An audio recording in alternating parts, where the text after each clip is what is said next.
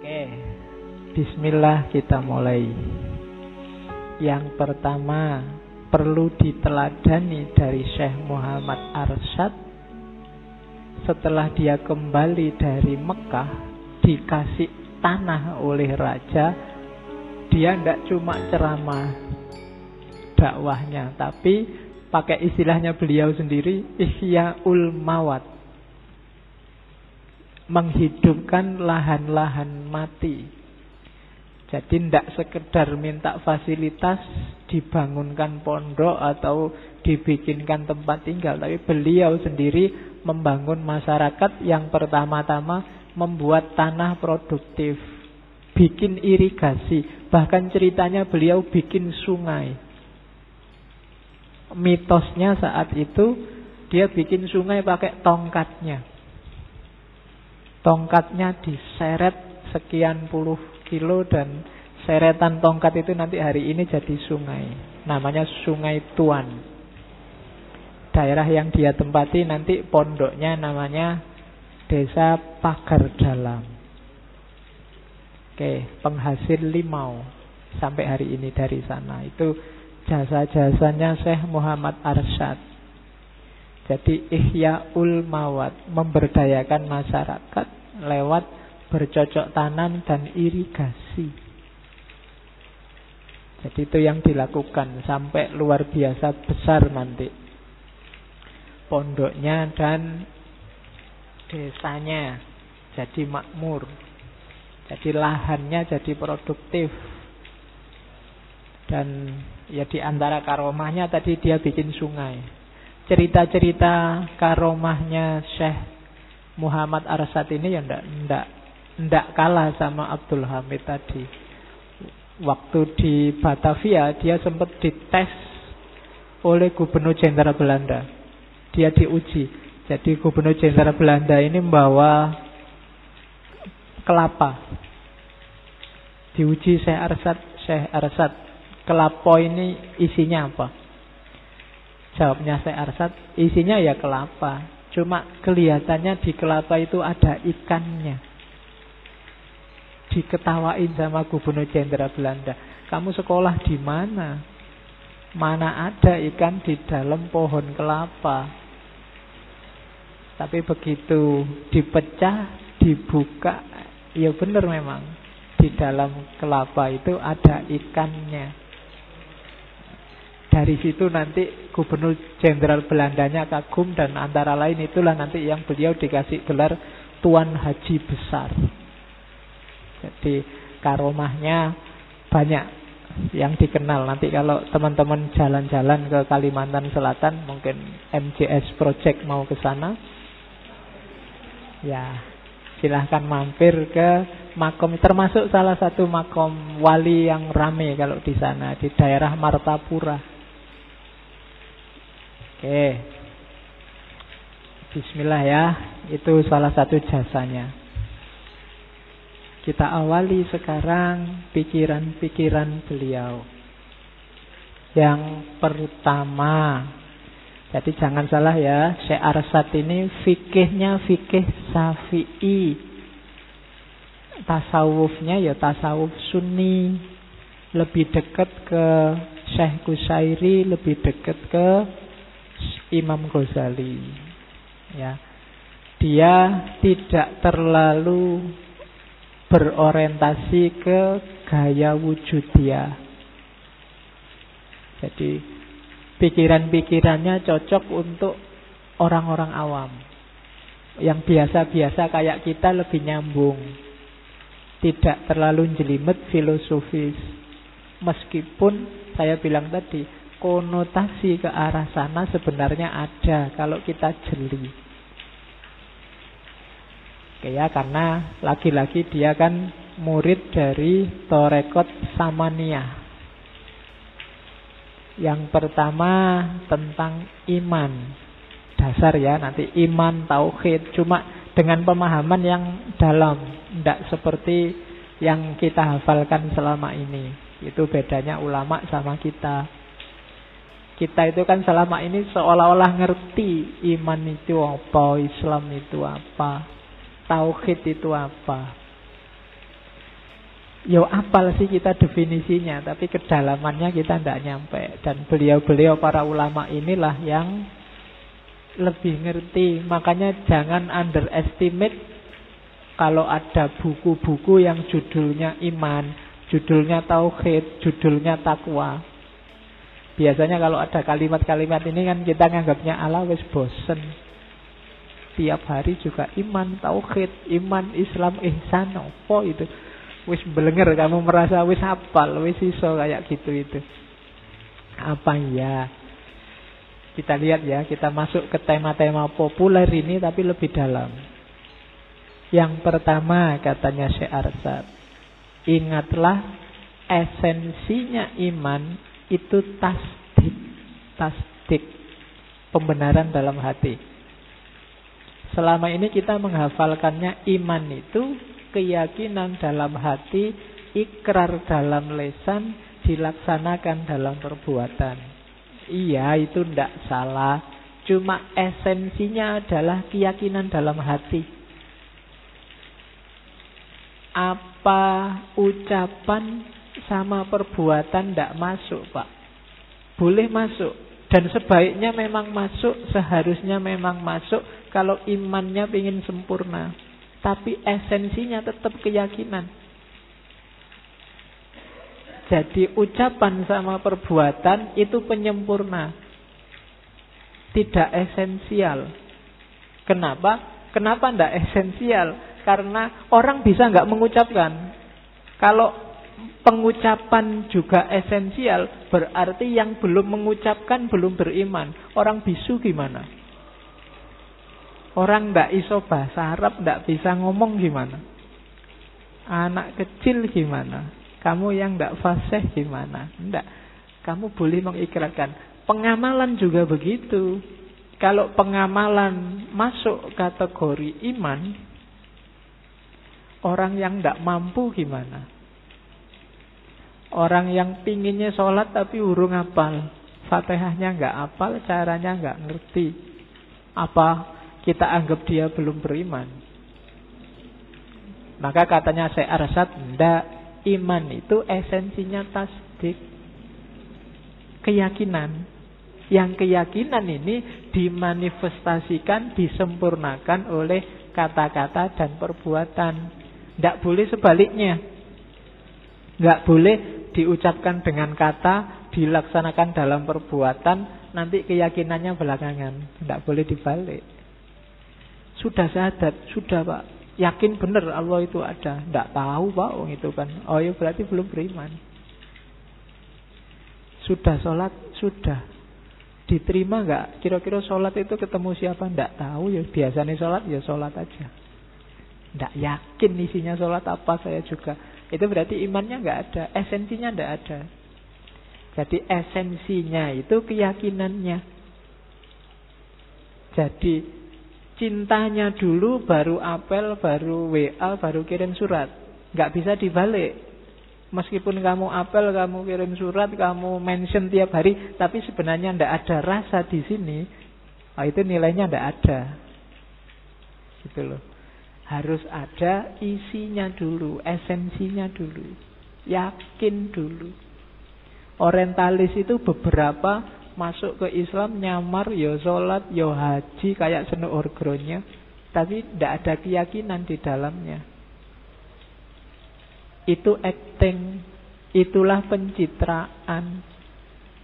Jadi kalau kamu bingung pencitraan, pencitraan adalah kata-kata dan perbuatan tanpa keyakinan, tidak muncul dari dalam. Nah, jadi katanya Syekh Arsad, esensi iman itu tasdik. Landasannya apapun nanti adalah pembenaran dalam hati. Nah, itu diingat-ingat. Tanpa ini semua tidak ada nilainya dalam Islam. Oke, jadi esensinya di hati, operatif dalam kehidupan sehari-hari lewat kata-kata dan perbuatan. Tidak kayak dia mengkritik Mu'tazilah. Kalau Mu'tazilah, perbuatan itu amalnya termasuk esensi.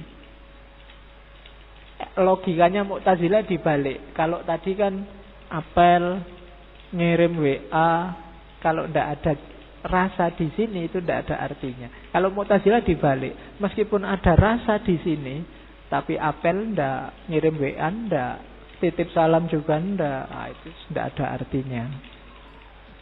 Ya terserah kamu milih yang mana. Jadi ada cinta di sini tanpa WA, tanpa mention, tanpa antar jemput, ndak apa-apa. Atau ndak ada cinta tapi kamu WA, kamu mention, kamu antar jemput. Nah, kalau Mu'tazilah, kalau ndak ada amalnya, ndak ada gunanya iman. Kalau di kita, cintanya dulu, imannya dulu, amalnya itu manifestasi. Amal ini kan bisa iya, bisa enggak, tergantung situasi. Tapi kalau keyakinan harus ada, enggak boleh enggak. Nah, jadi ini yang kemarin cuma kita apalkan saja. Pokoknya iman itu tasdikun bil qalbi wa iqrarun bil lisan wa amalun bil jawarih. Kalau itu level tidak setara. Jadi tasdiknya dulu, setelah itu baru ngukur kata-kata dan perbuatannya. Oke. Itu dasar yang pertama. Terus, nah, setelah itu, karena ini kita ngambil dari Kanzul Ma'rifah, yang kita lakukan apa? Taqarrub. Kalau yakin sudah, yuk kita mendekat yang kita yakini. Namanya taqarrub. Nanti dalam teorinya Syekh Arsyad, taqarrub itu ada dua gaya. Ada gaya murid, ada gaya murad. Murid itu dari kita. Aku ingin mendekat ke Allah, aku ingin akrab sama Allah, aku ingin jatuh cinta pada Allah, aku ingin, itu murid namanya. Dari kita, gerengnya dari kita. Terus kita naik. Semoga upayamu jadi murid melahirkan murad. Karena kalau tidak melahirkan murad, berarti kamu belum sukses kemuritannya. Murad itu apa? Akhirnya balik, Allah juga menginginkanmu. Kamu ingin pada Allah, yang kedua Allah menginginkanmu. Makanya dalam teorinya Syekh Arsyad, makom murad ini lebih tinggi daripada makom murid. Cuma kita jangan GR bahwa sekarang saya sudah murad, Pak. Enggak cuma murid. Kalau kamu ngomong gitu berarti belum. Berarti masih murid. Ya ndak apa-apa kamu merasa masih murid. Semoga nyampe ke murad. Murid itu semacam makom yang kita usahakan. Kalau murad itu kayak akhwal, dikasih oleh Allah. Jadi kita mendekat ke Allah, ya itu kan kayak bunyinya hadis. Katanya Allah, kalau engkau mendekat selangkah, aku mendekat 2 langkah, 10 langkah, 100 langkah. Ketika murid jadi murid, kamu sukses, pasti kamu akan jadi murad. Kalau kamu mencintai Allah, Allah jauh lebih cinta padamu, percayalah. Tapi kalau kamu tidak cinta, ya Allah bukan tidak cinta, menunggu cintamu. Ya, karena cintanya Allah itu sejati. Tidak mungkin Allah sempat tidak cinta padamu. Hanya engkau yang tidak tahu kalau dicintai oleh Allah. Oke, jadi dekat dengan Allah berdasarkan usaha kita, itu taqarrub jenis pertama. Atau dekat dengan Allah karena Allah sendiri yang menginginkan kita dekat dengannya. Makom yang kedua namanya murad, yang pertama namanya murid. Usahakan kita nyampe ke makom kedua. Kalau kita bisa nyampe ke makom kedua, kemungkinan untuk naik level lebih tinggi itu bisa terjadi. Tapi kalau enggak, ya kita berusahalah terus agar Allah punya kehendak untuk dekat dengan dirimu. Nah, itu takorrub. Jadi kita muhasabah terus, kita cek diri kita terus, ini Allah sudah dekat apa belum ya? Kalau Allah belum dekat, itu bukan karena Allah nggak mau mendekat, tapi kamu sendiri yang menjauh dari Allah. Ya untung kalau itu sayang sama kita. Kalau enggak sudah diprek sejak lama kamu. Allah mendekat-dekat terus, tapi kamu menjauh-jauh terus. Yo, contohnya menjauh itu banyak, kamu sendiri yang ngerti. Segala yang kamu lakukan, yang sekiranya Allah itu tidak suka, tidak berkenan, kita kan sudah tahu. Tapi kadang-kadang ya ditabrak. Oke, saya nggak perlu sebut satu-satu. Kalau urusan yang jelek-jelek kalian lebih ahli. Ya, nggak usah dikasih contohnya. Jadi takarrub ya, deket-deket. Oke, ilmumu sudah nyampe sebenarnya kalau sekedar untuk ini, cuma ndak operatif. Jadi belum jadi ilmu yang sejati. Levelnya masih level bawah. Terus kalau sudah imannya kuat, kemudian sudah dekat dan ingin mendekat pada Allah, ayo belajar tasawuf. Baru nanti kita masuk ke Fathur Rahman dan Kanzul Ma'rifah. Belajar tasawuf itu ada 3 level. Ada kelas mubtadi', ada kelas mutawasid, ada kelas muntaha. Saya tidak tahu kita ada di kelas mana, ataukah jangan-jangan kita belum daftar. Ya kalau belum daftar ya belum dapat kelas. Kelas mubtadi itu begitu kita daftar, begitu kita berniat untuk belajar tasawuf, kita ada di level awal. Kelas mubtadi yang pertama harus dilakukan adalah nggarap akhlaknya, batinnya. Singkirkan segala yang berbau riya, ujub, kibir, ghadab, tamak, dan lain sebagainya. Ini level pemula. Kalau kita nggak sukses di sini, ya nggak akan naik kelas. Kalau masih ada sombong, sekecil apapun, ada tamak. Tamak itu nggak puas dengan apapun yang dikasih oleh Allah, pingin terus, pingin tambah. Punya istri 1, pingin 2. Punya pacar cantik, pingin yang lebih cantik. Punya uang banyak, pingin yang lebih banyak. Itu kita tidak akan lulus di kelas mubtadi.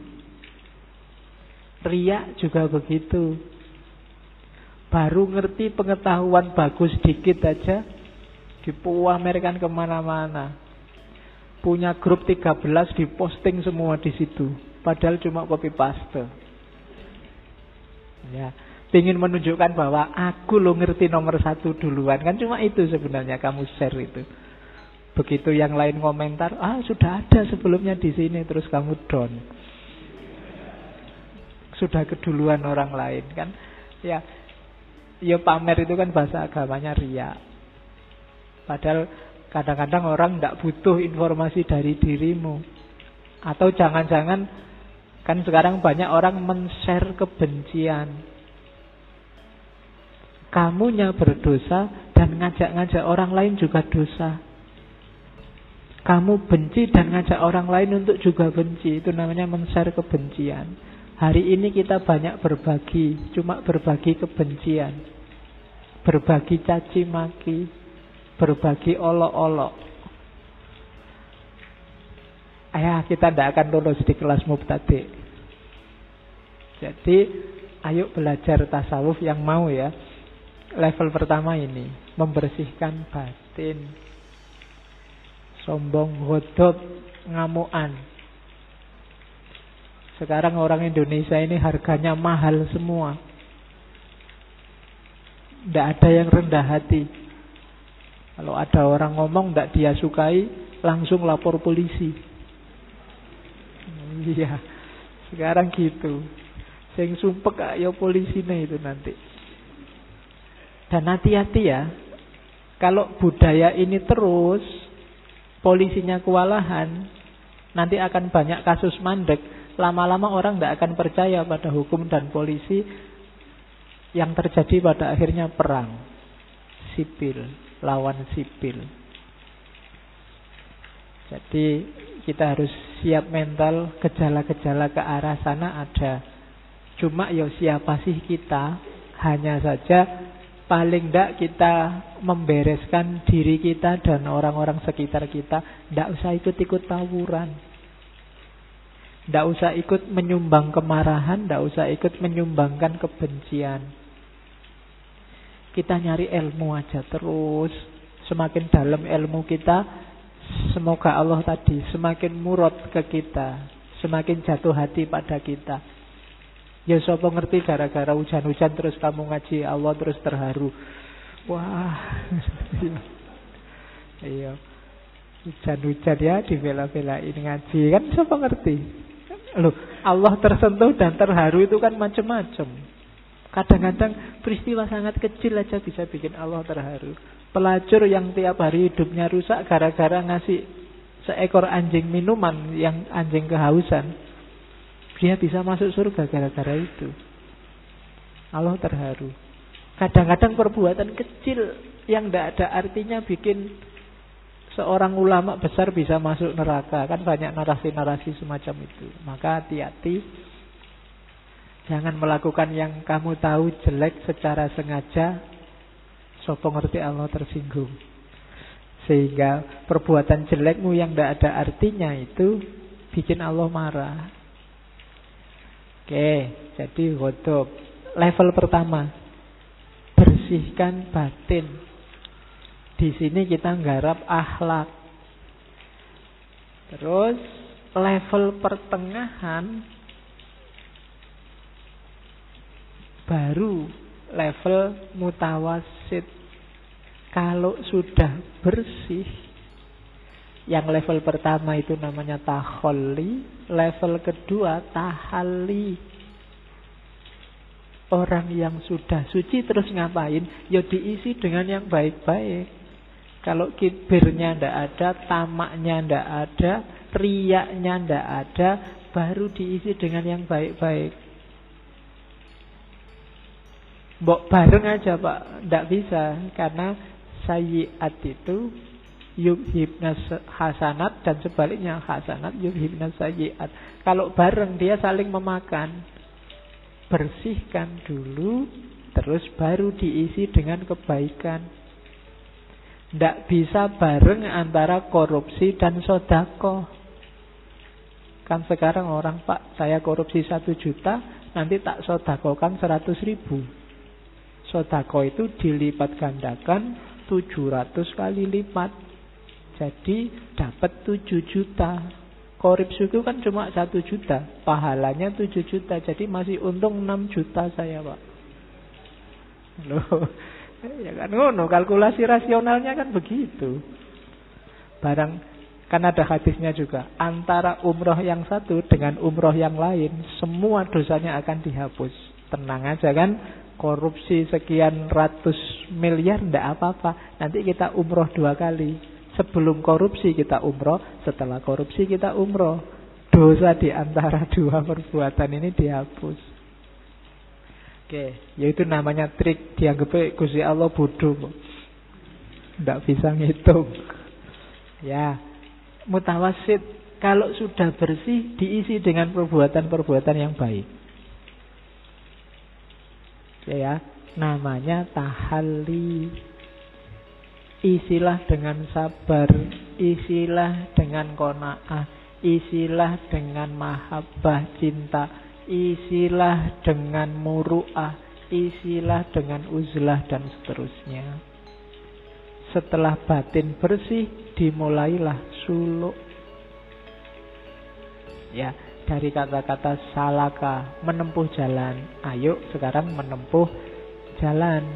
Orang sering menyebutnya jalan sunyi karena nggak banyak orang tertarik lewat jalan ini. Jalan ini sepi. Orang lebih suka memanjakan hawa nafsunya. Maka levelnya mutawasid. Nanti ada level yang ketiga, namanya level muntaha, level puncak. Di dunia sufi kadang disebut level tajalli.